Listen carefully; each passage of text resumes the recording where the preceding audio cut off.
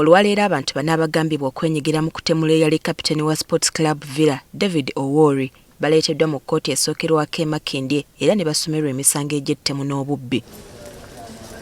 Bano okubadde ategerekeseeko erya Ahomuza nga wa myaka 18 omutuuze w'eggangu B e Makindye, Elvis Minguchi nga wa myaka 19 nga mutuuze w'e Nansana, Francis Segawa ne Martin Lubega nga bombi batuuze b'e Makindye basimbiddwa mu maaso g'omulamuzi Sarah Basemera.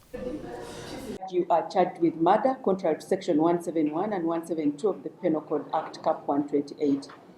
It is alleged that Ahomuza David, Munguchu Elvis alias Sadiq Emmanuel, Commander, Segawa Francis, Lubega Martin and others still at large on the 4th day of August 2026 at Dubai Zone, Makindye Division in the Kampala District with malice aforethought, you unlawfully killed Owori David. Oludda oluwaabi lugamba nti abaana bano baakozesa eryanyi okunyaga essimu 2 ez'omuzannyo ono ssaako n'ensawo ye eyalimu ebintu bye era okukkakana ne baviirako okufa kwe.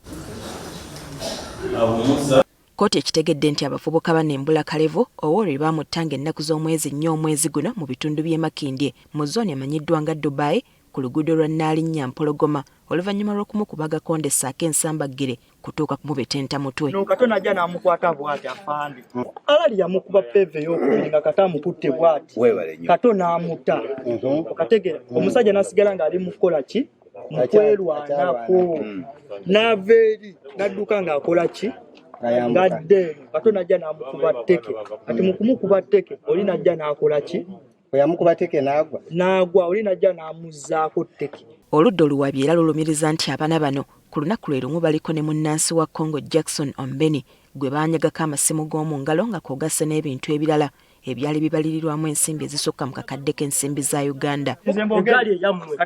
Zonna kanjogere nti kigurupu kyonna nga bwe kikyo gambe ekyaffe si ekikyo sagala magambe ekyane njagala gambe ekyaffe osegeera tolina namba ya Segawa kati ono kasuke mubuza tolina namba ya Segawa tomukubira. Omulamuzi Basemera bano bw'amaze okubasomera emisango gyabwe tabakkiriza kwewozaako kubanga emisango gino gye nnaggomola egiwozesebwa mu kkooti enkulu yokka.